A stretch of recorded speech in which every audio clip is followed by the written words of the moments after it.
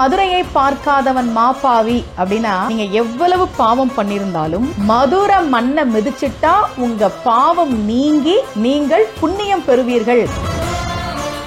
BSNA College of Engineering and Technology Dindigul and Bharathi infinity hospital Madurai வழங்கும் Behind Doors சித்திரை திருவிழா 2025 supported by SVS. 91 ஆண்டுகள் பாரம்பரியமிக்க SVS கம்பு மாவு மற்றும் கேப்பை மாவு, ஒட்டக மார்க், சூடம் மற்றும் சாம்ராணி, Vasantham furniture and home appliances, Janata சர்பத் மதுரை, ஆர்த்தி பினான்ஸ் மதுரை.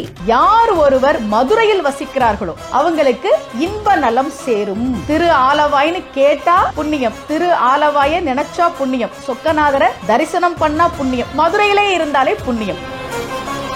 மதுரையோட தெருக்கள்லாம் தவம் பண்ணின தெருக்கள். ஏன் தெரியுமா? இங்கேதான் சிவபெருமான் 64 திருவிளையாடல்களை நிகழ்த்தினார். இந்த மண்ணில் தான் பிட்டுக்கு மண் சுமந்தார், இந்த மண்ணில் தான் விறகு வச்சார், இந்த மண்ணில் தான் பிரம்படி வாங்கினார். அதனால இந்த தெருக்கள் எல்லாம் எவ்வளவு தவம் செய்த தெருக்கள் என்று பரஞ்சோதியார் பாடுகிறார். சிவபெருமான் புலித்தோல் அணிஞ்சிருப்பார். ஆனா இங்க மட்டும்தான் அவர் அழகான ஈஸ்வரர். ஏன் அப்படின்னா, கல்யாண மாப்பிள்ளையா வரார். மேக்கப் போட்டு விட்டது யார் தெரியுமா? நம்ம கல்யாணத்துக்கு இன்னைக்கு பியூட்டி பார்லர்ல இருந்து ஆட்கள் வர வச்சு மேக்கப் போடுறோம்ல, இன்னைக்கு மாப்பிள்ளையும் மேக்கப் போடுறாங்க, கல்யாண பொண்ணும் மேக்கப் போடுறாங்க. சிவபெருமானுக்கு மேக்கப் போட்டு விட்டது யார் தெரியுமா? குபேரன் போட்டு விட்டானா. அதே மாதிரி மீனாட்சி அம்மனுக்கு மேக்கப் போட்டு விட்டது லக்ஷ்மியும் கலைமகன் மேக்கப் போட்டு விட்டாங்க.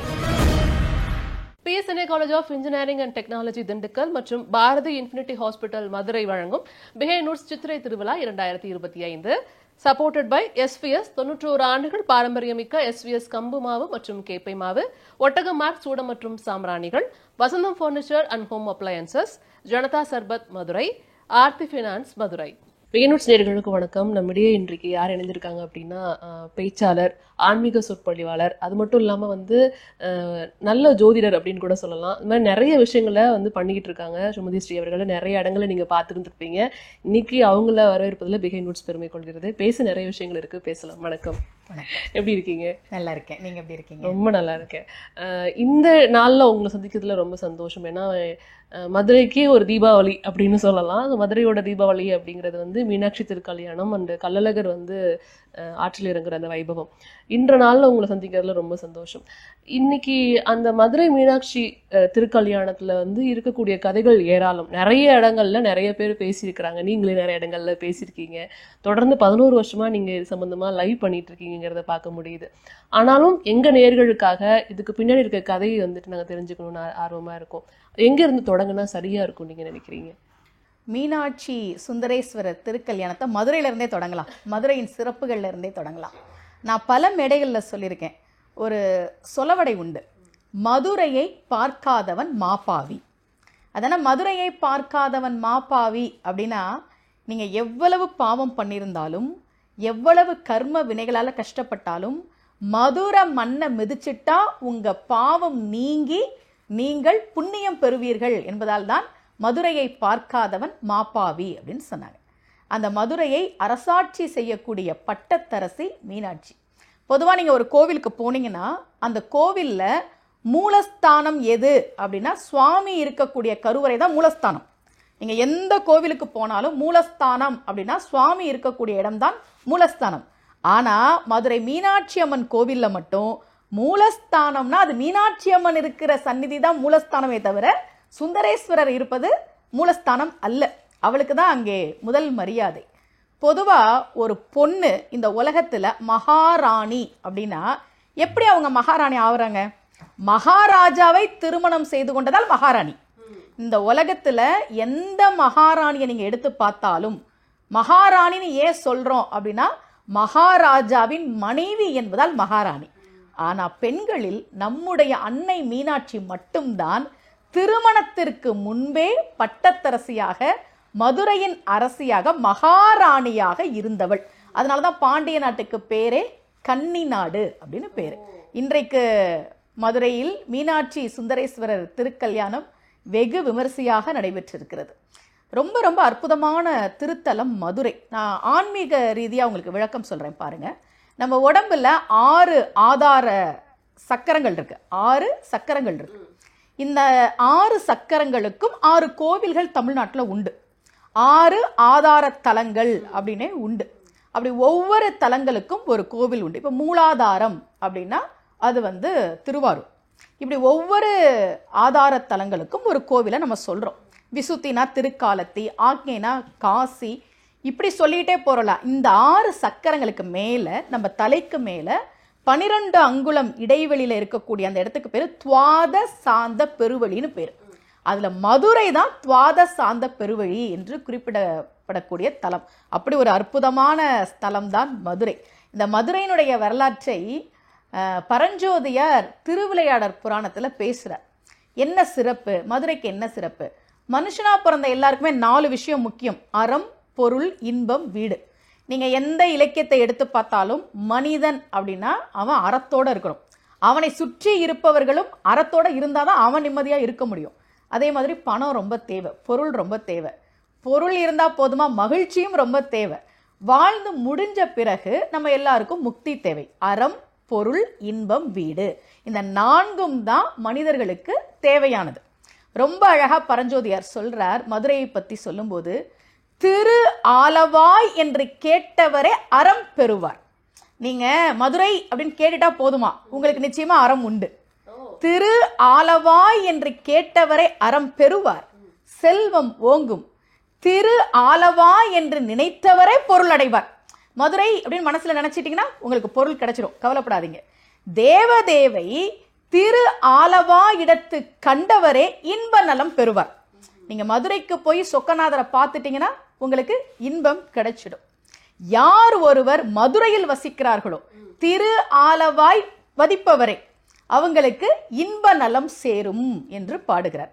திரு ஆலவாய்னு கேட்டா புண்ணியம், திரு ஆலவாயை நினைச்சா புண்ணியம், சொக்கநாதரை தரிசனம் பண்ணா புண்ணியம், மதுரையிலே இருந்தாலே புண்ணியம். அப்போ மதுரை என்பது அறம், பொருள், இன்பம், வீடு, இந்த 4ஐயும் தரக்கூடிய ஒரு ஸ்தலமாக இருக்கிறது என்று திருவிளையாடற் புராணம் பாடிய பரஞ்சோதியார் நமக்கு சொல்கிறார்.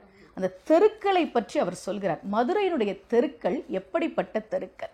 ஐய வெண்ணுரை வரம்பின ஆகுமோ அடியர், உய்ய மாமணி வரிவளை விறகு விற்று உழன்றோன், பொய்யில் வேதமும் சுமந்திட பொறாதகன், அரற்றும் செய்ய தாழ் மலர் சுமந்த தவம் செய்யும் தெருக்கள்னர். மதுரையோட தெருக்கள்லாம் தவம் பண்ணின தெருக்கள். ஏன் தெரியுமா? இங்கேதான் சிவபெருமான் 64 திருவிளையாடல்களை நிகழ்த்தினார்.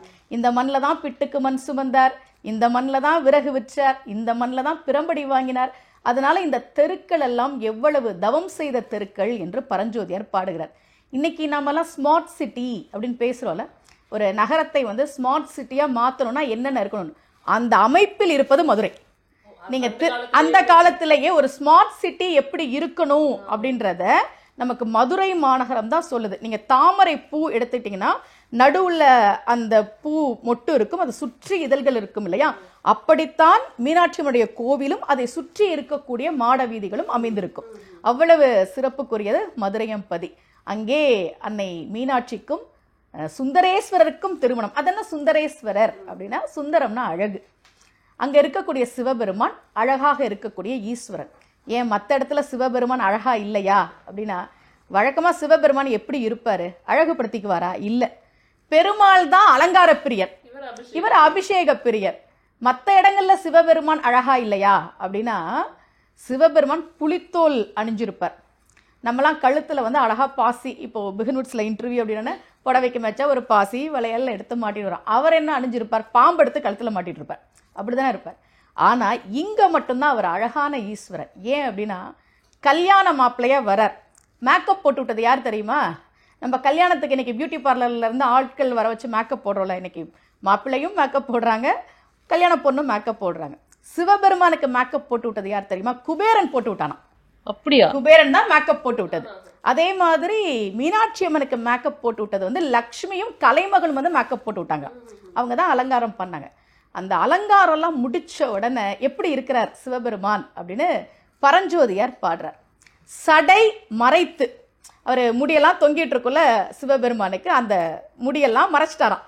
சடை மறைத்து, கதிர் மகுடம் தரித்து, நரும் கொன்றை தாரணிந்து, வேப்பம் தொடை முடித்து, விட நாக கலன் அகற்றி, மாணிக்க சுடர் பைம்பூன் ஏந்தி, விடை நிறுத்தி, கயல் ஏந்தி, மீன நோக்கின் மடவரலை மணந்து உலகு முழுதாண்ட சிவனை நாம் சுந்தரனை வணங்குவோம் அப்படின்னு பாடுறார். அந்த சடையை மறைச்சார முதல்ல சிவபெருமான் அப்படின்னு அப்படி பறந்துட்டு இருக்கக்கூடிய, ஏன்னா அவர் ஆடிக்கிட்டே இருக்கக்கூடியவர், எப்பவுமே ஆடிக்கிட்டே இருக்கக்கூடிய பரம்பொருள் சிவபெருமான். அவர் ஆட ஆட முடியெல்லாம் அந்த விரிசடையா இருக்கக்கூடியவர். அந்த சடையை முதல்ல மறைச்சிட்டாராம், கதிர் மகுடம் தரிச்சுக்கிட்டாராம், விடனாக கலநகற்றி கழுத்துல இருந்த பாம்பை தூக்கி வச்சுட்டாராம். அதுக்கு பதில மாணிக்க சுடற்பூண் அணிந்து மாணிக்கங்களால் ஆன அந்த தங்க நகையெல்லாம் அவர் அணிஞ்சுக்கிட்டு முக்கியமான விஷயம் ஆண்கள் கவனிக்கணும். ஒரு பொண்ணை திருமணம் பண்ணிக்கிட்டு அந்த பொண்ணு வீட்டுக்கு நீங்க போறீங்கல்ல, போனோன்னா எங்க வீட்டில் நாங்கள் எப்படி இருப்போம் தெரியுமா அப்படிலாம் பெருமை பேசக்கூடாது. அந்த பொண்ணு வீட்டில் சில பெருமைகள் இருக்குல்ல, அதை உன்னுடையதாக எடுத்துக்கோ. எப்படி சொல்றாருன்னா, இவர் ரிஷபக்கொடியை உடையவர் சிவபெருமான். கல்யாணம் பண்ணிட்டு போனது பாண்டிய நாட்டுக்கு. அவங்க மீன் கொடி வச்சிருப்பாங்க. என்ன பண்ணாரா, ரிஷபக்கொடியை வச்சுட்டு விடை நிறுத்தி மீன் கொடியை எடுத்துக்கிட்டாராம். கையில் எடுத்து அங்க போய் எங்க வீட்டு பெருமை தெரியுமா, எங்க ரிஷபம் எவ்வளவு பெருசு தெரியுமா, இப்படியெல்லாம் பெருமை பேசாது அப்படின்றத நமக்கு சொல்லி கொடுக்கிறார். என்ன, அந்த ரிஷப கொடியை வச்சுட்டு மீன் கொடியை எடுத்துக்கிட்டாராம்.